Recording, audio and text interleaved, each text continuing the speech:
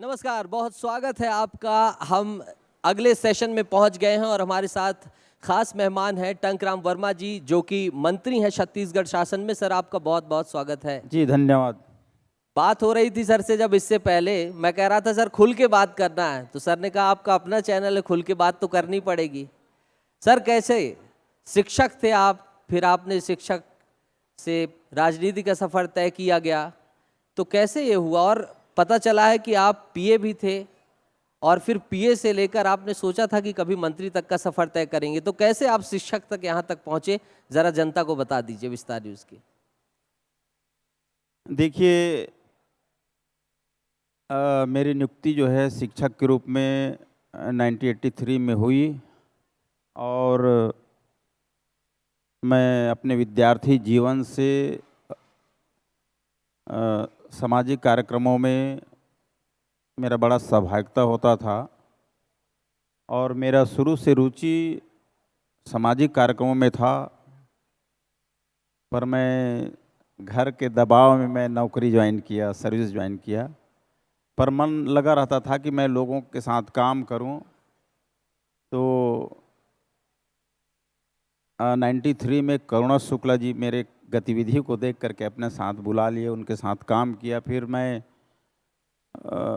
नियमित रूप से बड़े बड़े नेताओं के साथ काम करने का अवसर मिला, चाहे तत्कालीन केंद्रीय मंत्री रमेश बैस जी हो और छत्तीसगढ़ सरकार में दयालदास जी बघेल हों, केदार कश्यप जी हों, सबके साथ काम किया।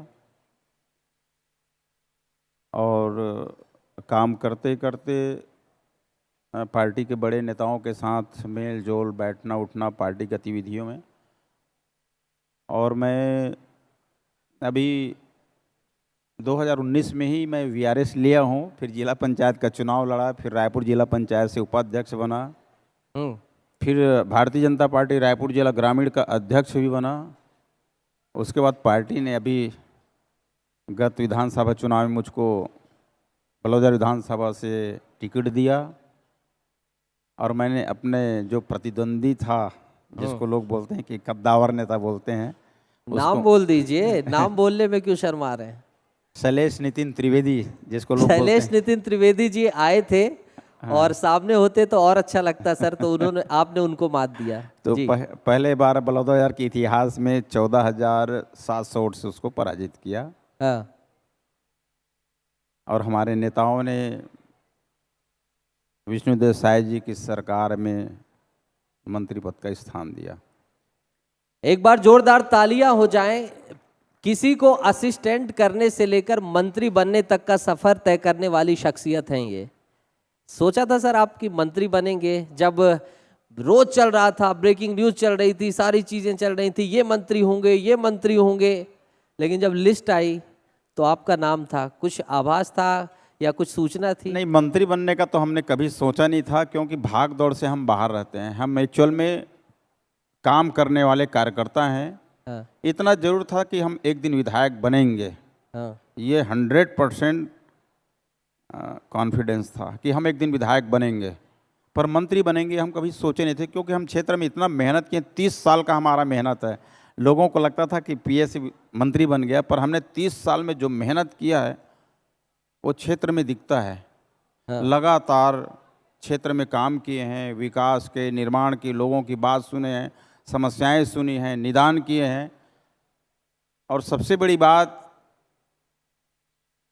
मैं अपने पिताजी के नाम से स्वर्गीय सोनचंद वर्मा फाउंडेशन का निर्माण किया। उस बैनर से मैंने लगातार 14 साल तक राम कथा, भागवत कथा, शिव महापुराण कथा का रेगुलर मैंने आयोजन कराया पूरे बलौदाबाजार विधानसभा क्षेत्र में। और इस स्मारिका एक निकलती हमारी पत्रिका धर्मपथ, धर्म प्रवाह, धर्म दृष्टि। आप बड़ी चालाकी से क्वेश्चन से भाग रहे हैं। क्या आपको पता था, सूचना ऊपर से आई थी, दिल्ली से आई थी, या फिर आपको जब सूची आ गई मीडिया के माध्यम से पता चला था? अच्छा, मंत्री बनने का? हाँ। हमको तो पता ही नहीं था कि हम मंत्री बन रहे हैं। हाँ। जिस दिन शपथ लेना था उसके पहले रात को फ़ोन आया माननीय मुख्यमंत्री जी का कि टंकराम, तुमको 11 बजे राजभवन पहुंचना है, मंत्री पद की शपथ लेना है। ठीक। ये फ़ोन आया। पहले से हम दौड़ भाग में थे ही नहीं। तो जिस पद से आप डर रहे थे आपको वो जिम्मेदारी मिल गई। आपने कहा कि मैं तो डर रहा था मंत्री बनने से, संभल के बोलिए, कहीं ऐसा ना हो कि सीएम साहब सुन लें तो बोले ये तो मंत्री बनने से डर रहा है, नहीं, डर इसको रहा कुछ और बना दो। नहीं, डर रहा हूँ नहीं बोला, पता ही नहीं था हमको कि हम मंत्री बन रहे हैं और बनाएंगे, हमको पता ही नहीं था। पर विधायक बनेंगे एक दिन, ये विश्वास था था। जी, क्योंकि हमने इतना मेहनत किया था लोगों के बीच में कि हमको देख करके, हमारी स्थिति को देख करके एक न एक दिन हमको टिकट देंगे और हम जीतेंगे। पहली बार आप जीते और मंत्री बने, आपको मंत्रालय, खेल मंत्रालय की जिम्मेदारी दी गई, बड़ी जिम्मेदारी है। तो जी। आपका विजन क्या है, क्या आप महत्वपूर्ण काम कर रहे हैं? पूरा छत्तीसगढ़, पूरा मध्य प्रदेश, पूरा देश आपको सुन रहा है। आपके मंत्रालय के कौन से ऐसे काम हैं, आपकी चीज़ें हैं कि छत्तीसगढ़ के युवाओं को सामने आने का मौका मिले? देखिए, छत्तीसगढ़ में युवाओं को आगे ले जाने की बहुत संभावनाएं हैं। हमारी जो सरकार थी पिछले, भारतीय जनता पार्टी की, डॉक्टर रमन सिंह की सरकार थी, उन्होंने युवाओं को आगे ले जाने के लिए, खेल को प्रोत्साहन करने के लिए अनेक सी योजनाएं लागू की थी। शासकीय नौकरी में आरक्षण भी 2% का रखा था। हर साल उत्कृष्ट खिलाड़ियों की सूची घोषित होती थी, अलंकरण समारोह होता था। ये सारे चीज़ कुछ ठोस ठोस नहीं आ रहा मंत्री जी की ये काम किए हैं। नहीं। उत्तर प्रदेश में 1.5 करोड़ 2 करोड़ इतना रुपए ओलंपिक वालों को दिया जाएगा, ऐसा किया जाएगा। तो वो सारी योजनाएं या विपक्ष जो कह रही कि दिल्ली से सब कुछ मामला चल रहा है, ऐसा तो कुछ नहीं है। नहीं, राज्य सरकार हमारी जो है खेल को बढ़ावा देने के लिए बहुत से उसमें योजना बना रहे हैं। और ये सारी योजनाएं जो बंद हो गई थी अभी 5 साल से, हमारी विष्णुदेव सरकार की आने के बाद फिर से शुरू हो गया। अलंकरण समारोह जो 6 साल से रुका था, अलंकरण समारोह किए। और खेल गतिविधि को बढ़ावा देने के लिए युवा क्रीड़ा प्रोत्साहन योजना शुरू किए हैं। और साथ ही हमने एक नया चीज़ जोड़ा है उसमें कि केवल खेल को ही बढ़ावा नहीं देना है, खेल के साथ में नैतिक शिक्षा, समाज सेवा, इनको भी बढ़ावा देना है। और इसके लिए भी एक नई चीज़ का घोषणा किए हैं, छत्तीसगढ़ युवा रत्न पुरस्कार।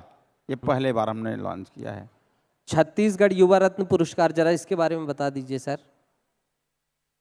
जो युवा खेल के साथ साथ समाज सेवा के क्षेत्र में अग्रणी रहेंगे, नैतिक शिक्षा है, सांस्कृतिक शिक्षा है, उस क्षेत्र में काम करेंगे, उन युवाओं का चयन होगा और उन्हें छत्तीसगढ़ युवा रत्न सम्मान से सम्मानित किया जाएगा। ठीक है, जोरदार तालियां हो जाए और उम्मीद है कि छत्तीसगढ़ युवा रत्न सम्मान से इसी सदन के लोग सम्मानित हो जाएं।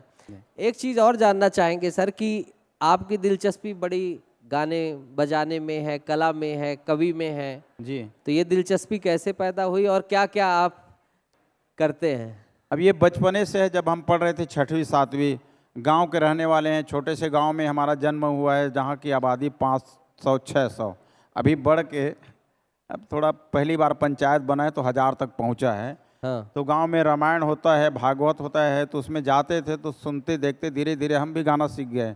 तो राम कथा में बड़ा रुचि है, भागवत कथा में रुचि है, गायन में, वादन में, तो थोड़ा बहुत गा लेते हैं, बजा लेते तो हैं। हो जाए ना मंत्री जी, पूरा प्रदेश देख रहा है, देश देख रहा है, हो जाए कुछ। विस्तार न्यूज के मंच में आपका अपना चैनल है, आपने कह दिया है। विस्तार न्यूज के दर्शकों के लिए मैं कह दे रहा हूं कि खास प्रस्तुति दे रहे हैं टंकराम वर्मा जी, माननीय मंत्री छत्तीसगढ़ शासन। सर चलिए ठीक है, भगवान राम के नाम पे 2 लाइन गुनगुना लेते हैं।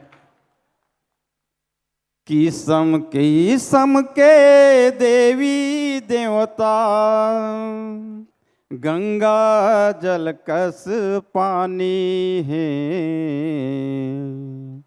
छत्तीसगढ़ कुबेर के भुइया, भाखम राम के बानी है। शिवरी नारायण दंतेवाड़ा, शिवरी नारायण दंतेवाड़ा, राजिम यऊ डोंगरगढ़, रतनपुर में दर्शन खातिर जुड़थे मन के अड़बड़, रामचरण जस पावन माटी, अड़बड़ यहाँ दानी है, छत्तीसगढ़ कुबेर के भुइया भाखम राम के बानी। माता कौशल्या यहाँ के बेटी, माता कौशल्या यहाँ के बेटी, राम यहाँ के भाचा। 10 बछर बनवास बिताइन, देखिन कर्मा नाचा। राजा दशरथ ला राम देवैया, ओहू यहाँ के ज्ञानी हैं। छत्तीसगढ़ कुबेर के भुइया भाखम राम के बानी। क्या बात है, जोरदार तालियां हो जाएं। चलिए सर, थोड़ा और बातचीत कर लेते हैं। मुख्यमंत्री जी ने भी तल्ख टिप्पणी की है। चरणदास महंत जी ने लाठी फोड़ने वाली बात कही है, और आप छत्तीसगढ़ी से भली भांति परिचित हैं। उन्होंने डिफेंस भी किया है, आपने भी उनके ऊपर हमला बोला है, और अब इस टिप्पणी को लेकर पूरे छत्तीसगढ़ में चर्चा है। इसे कैसे आप देखते हैं? देखिए, नेता प्रतिपक्ष चरणदास महंत जी ने जो बयान दिया है हमारे देश के यशस्वी प्रधानमंत्री माननीय नरेंद्र मोदी के संबंध में, वो बिल्कुल असंसदीय और अमर्यादित है। वे देश के प्रधानमंत्री हैं, कोई कांग्रेस और भारतीय जनता पार्टी के नहीं है, देश के प्रधानमंत्री हैं और विश्व के सबसे लोकप्रिय नेता हैं।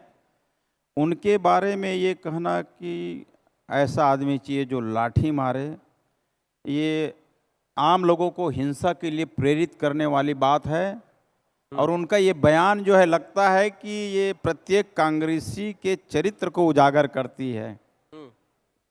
और हम लोग तो भगवान राम को आदर्श मानते हैं, उनके बताए हुए रास्ते पे चलने वाले लोग हैं। हम लोगों के ऊपर कोई पत्थर उछाले, पत्थर मारे, तो हम उन पत्थरों से सेतु का निर्माण करना भी जानते हैं। कई बार पत्थर भी मार देते हैं ऐसा नहीं ये होता? पत्थर मारना उनकी संस्कृति है। ठीक, ठीक है सर। सर, विस्तार न्यूज़ के दर्शकों को आप क्या अपना संदेश देंगे? आप आए, बहुमूल्य समय दिया, तो विस्तार न्यूज़ पूरे प्रदेश देख रहे हैं। आज का युग तो बड़ा इलेक्ट्रॉनिक मीडिया, और आपका विस्तार न्यूज़ प्रजातंत्र के प्रहरी हैं, और हमारे छत्तीसगढ़ प्रदेश और हमारे देश के विकास में सहभागिता रहेगी। हमारे देश के प्रधानमंत्री माननीय नरेंद्र मोदी जी का संकल्प है विकसित राष्ट्र, और हमारे छत्तीसगढ़ के मुख्यमंत्री माननीय विष्णुदेव साय जी का संकल्प है विकसित राज्य।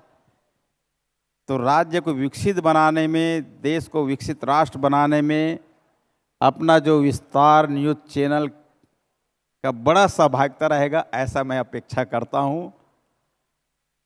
बिल्कुल, ये दावा है, ये वादा है। बिल्कुल आपके जो इरादे हैं, आपने जो बातें कही हैं कि जनता की जो अपेक्षाएं हैं उन पर हम खरे जरूर उतरेंगे। जोरदार तालियां हो जाए माननीय मंत्री जी के लिए।